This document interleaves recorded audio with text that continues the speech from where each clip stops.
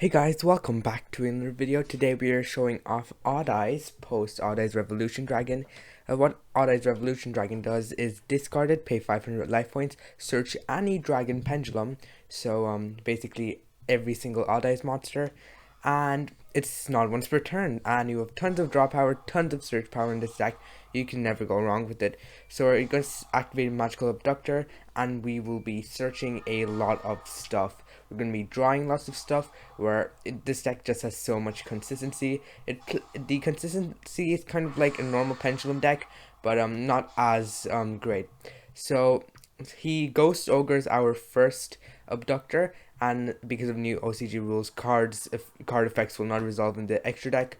So we have another Abductor, and it's the soft once per turn, so we can resolve it. And since we have 3 now, we can go ahead search the Persona Dragon. We're gonna go ahead pendulum summon some stuff, and we're gonna go ahead pop that search Odd Eyes Pendulum Dragon, activate Arc Pendulum, summon another Arc Pendulum because I believe that was the only Odd Eyes in my deck at that point. We're gonna go ahead summon Vortex, summon more stuff, summon Selene. Selene will go ahead revive the Spellbook Magician Prophecy, and we end on 2 negate Appaloosa. A 2 negate Appaloosa isn't too great, but 3 negates is pretty decent for Odd Eyes, seeing that our first Abductor didn't really resolve. And we didn't really have that great of a hand anyways, so I guess it's warranted for. He's gonna use just one more. He's gonna use Forbidden Droplet, negate everything, and make me angry. He has the Fleur-de-Lis and the Dragma Punishment, which can act as which can be quite annoying in the long run. We're gonna pendulum summon some more things. We're gonna activate Sky Iris to pop the one in the extra monster zone, which will trigger Odd Eyes Arc Pendulum. He is going to be activating Dragma Punishment. I chain Vortex, he chains Fleur-de-Lis, which is kind of annoying, so his thing will trigger, and he's going to go use Natis to do more damage. Since Ecclesia cannot be destroyed by battle from monster special summon from the extra monster zone, from the extra deck, it won't be destroyed. We're gonna run some Spellbook Magician Prophecy, just cause why not? I know we don't really have anything in our extra deck right now.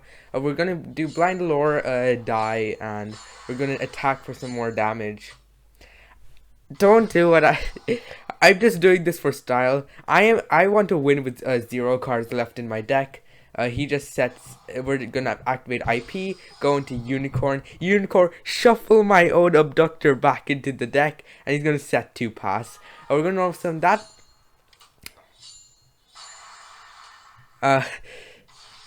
Yep. Yeah, I lost on purpose. You know I lost on purpose. It was just too funny not to give up on. Like, next he was gonna draw Magical Meltdown, which we could have potentially negated with our Vortex Dragon, but losing like this is just too funny not to do.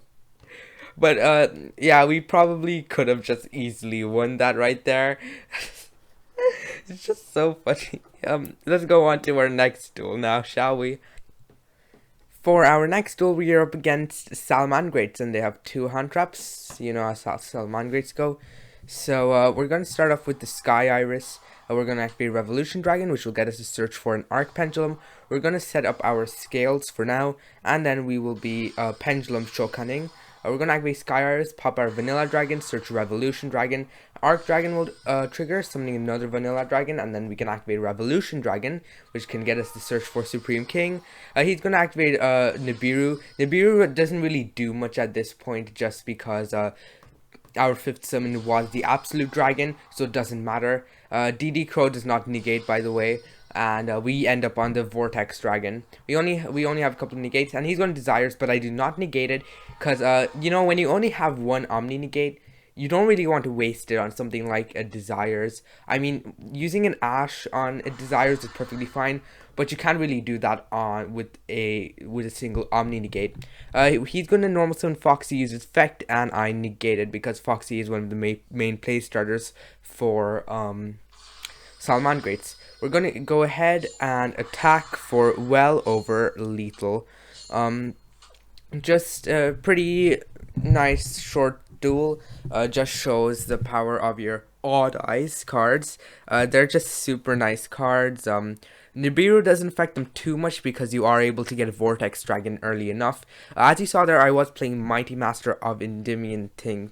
I just run a couple of Endymion cards, not really, just Servant of Endymion, Mighty Master, and Jackal King. The Servant is really there just to play around Nibiru, and the Mighty Master can either act as an extra negate or just an extra level 7 for your Absolute Dragon, which is one of the most important things to get to in this deck. So that was our second duel. Let's go on to our last one now. For our last duel, we are up against Super Heavy Samurai Eldritch. There is literally no synergy over here, in case you were wondering. Zero synergy. Super Heavy Samurais do not want you to have anything in your graveyard, so I guess he thinks the synergy is that both of them like stop you from getting stuff in your graveyard or something. I don't know, okay? So he's just gonna go into a Dagda and set some cards and pass. We're gonna have some Spellbook Magician Prophecy, and his Dagda did not trigger. He did not use Dagda, meaning one of his back row was his Scythe. That's what I deduced it to. We're going to draw some cards off our Spellbook of Knowledge. We're going to go Foolish Burial off the Dark Worm, Search of Dark Worm. Use Pot of Desires, we get more draws, hoping to get something like an Abductor or a Servant, but we don't get anything. We're going to set up our scales and Pendulum summon a lot of cards. We're going to activate Sky Iris, which will pop one of our cards for a Persona Dragon.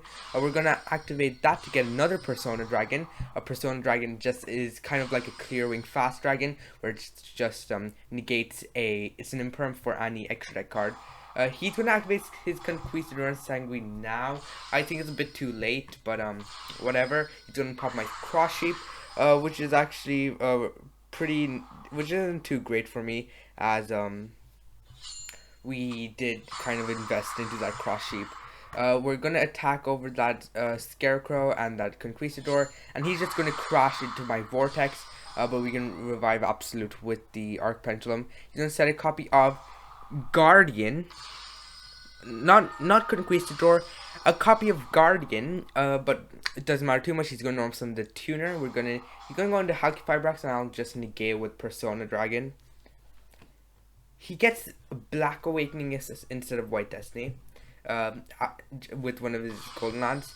I'm not sure what his think process here was, but when he targeted his own card with his TG Wonder Magician, I knew that that was definitely the Scythe, so I just negate that.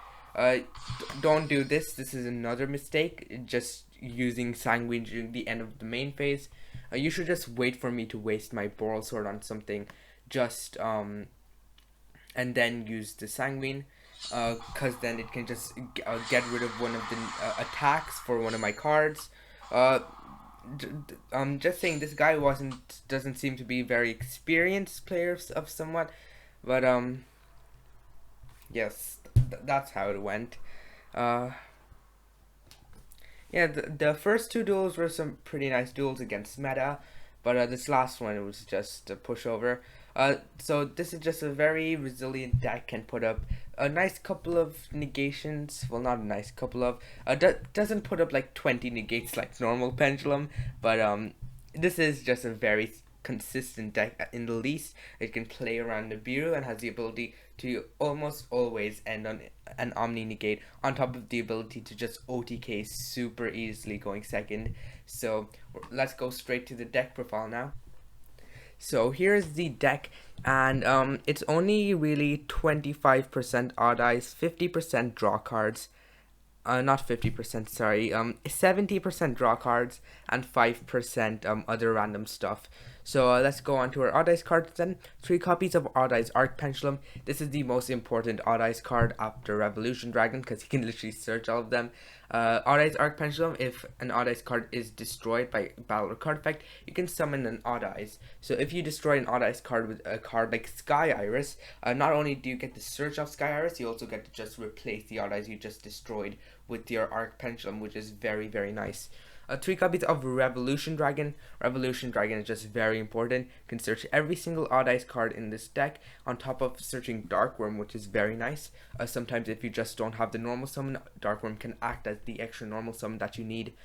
2 copies of Endymion, the Mighty Master of Magic. It can sometimes just act as a level 7 or a free spell or trap negate, whichever it goes. If you're going second and you trigger your servant, if you're up against some back row heavy deck like Altergeist or Endymion, not Endymion, Eldritch, then you can go for an Endymion, or you can go for Jackal King, whichever suits best. I like to play Endymion as it can either just act as an extra negate or a level 7 as fodder for your Absolute Dragon. Endymion is just a very versatile card in this deck specifically. 3 copies of Vanilla Pendulum Dragon. I think I'm bumping this down to 2 and bumping Persona Dragon up to 3, as Persona Dragon just puts in a lot more work. But Odd Eyes Pendulum Dragon just acts as another level 7, which is just so important for the deck. It's actually polarizing. On top of that, you can bump this down to 2 if you like, just for consistency, as you just have so many ways to get to your Odd Eyes Pendulum Dragon. But sometimes with the low amount of Odd Eyes monsters we're running in this deck, we can sometimes just run out of resources, so I just like to run this at 3, as it is an Odd Eyes Pendulum Dragon deck. On top of that, its effect to destroy itself on search of pendulum monster triggers Arc Pendulum 2, which is just another reason why I did run that at 3. But once again, as I said, you can switch up the deck however you like. It's just subject to choice, and I like to keep it at 3, honestly. 1 copy of Supreme King Gate 0, just for the Dark Worm. 2 copies of Jackal King. Jackal King is another anti-Nibiru. If you're going first, then you're able to trigger a Servant of Endymion, or if you can just Pendulum summon it while you have something like an Abductor or a Servant of Endymion in Scales. Jackal King is just very powerful. If you want, you can just take away the Jackal King Servant of Endymion engine altogether. Just make this deck ultra consistent with the cards you have currently. I honestly like the Jackal King and Endymion engine, as the Jackal King just acts as another anti-Nibiru, a monster negate, just a very versatile card in all Pendulum decks really. 2 copies of Persona Dragon. It has a fast dragon effect where just negates the effects of a monster from the extra deck. The monster effect is really more relevant here. That's why we kind of just run it at 2, and it's not a level 7, so that's another issue in playing it. We just need all the level 7s we can get, but it does have some pretty nice monster effects, just negating effects, and during the its pendulum effect doesn't really come up that much, where if your opponent activates a card that targets an Odd Eyes pendulum monster, you can summon it, then you get like search something. I don't know. Its pendulum effect is trash. You never really use it. It can sometimes act as a low scale, but doesn't come up too often, but did come up in the last duel you saw there, where I just negated the effect of that needle fiber. Persona Dragon is just a really nice card to have in this deck, and I just like it as a 2 of. 3 copies of Dark Worm. 3 is kind of warranted because this deck doesn't really use its normal summon. On top of that, just kind of an 1800 beat stick. You can just choose to leave it at 2. I honestly like it at 3, to be honest. If I can just get Dark Worm over here. 3 copies of Abductor. You need to play 3 Abductor. There's no reason not to. Abductor just acts as such a great card, searching any pendulum monster, which just adds to the consistency. On top of that, it can get spell counters, which can help for cards like Selene. 1 copy of Servant of Endymion to summon out either your Mighty Master or your Jackal King. Usually you're going to be summoning Jackal King going first, just to play around Nibiru better. That's a really good card, Servant of Endymion. 2 copies of Blue Boy, 2 copies of Spellbook of Secrets, and 1 copy of Knowledge. That's the full Spellbook package. 1 Knowledge is just fine. Some people like to play that too, but 2 copies of Blue Boy and 2 copies of Secrets is definitely the way to go. Because you don't really want to clog up your hand with like something like 3 Blue Boy, 1 Secrets. 2 is just a perfect ratio. Just a really nice package here, giving you 2 free draws in a deck that doesn't use its normal summon at all. 3 copies of Allure of Darkness. Every single card in this deck except a Revolution Dragon, Abductor, Servant, and the Blue Boy are dark, so you can almost every time resolve your Allure of Darkness. 1 copy of Knowledge for the draw 2, 3 copies of Desires for draw 2, 2 copies of Dragon Shrine to dump your Dark Worm, which will summon itself to get a free low skill from your deck, 1 copy of Upstart for the draw 1, 1 copy of Terraforming to search Sky Iris, 1 copy of Foolish Burial to dump your Dark Worm, 2 copies of Spiral Flame Strike. I was running this at 3. I really do still want to run this at 3. If I were to make some last minute changes, I would kind of just take out this entire Endymion engine, as it doesn't come up too often. But 3 Spiral Flame Strike is definitely the way to go. And just the extra consistency does help a lot. Without the Endymion engine, your deck is a lot more fragile, but just know that you can always just change the deck however you like. But the Endymion engine, you can keep it or not, doesn't really make a difference. Well, it does make a difference, sorry. But let's just keep going, shall we? 2 copies of Secrets for the Spellbook package, 1 copy of Into the Void for draw 1, and finally 3 copies of Sky Iris. Usually you're going to be triggering your Sky Iris with your Odd Eyes Arc Pendulum Dragon, unless you have bricked horribly hard. Sky Iris not only protects the cards in your Pendulum zones, but it just pops some more stuff, you know. You can target a card you control, pop it, and then you can search an Odd Eyes, and this will trigger Arc Pendulum, which summons. That's your main synergy with those two. Just a very nice combo here. 1 copy of Vortex Dragon. This you basically want to get to this card as fast as possible.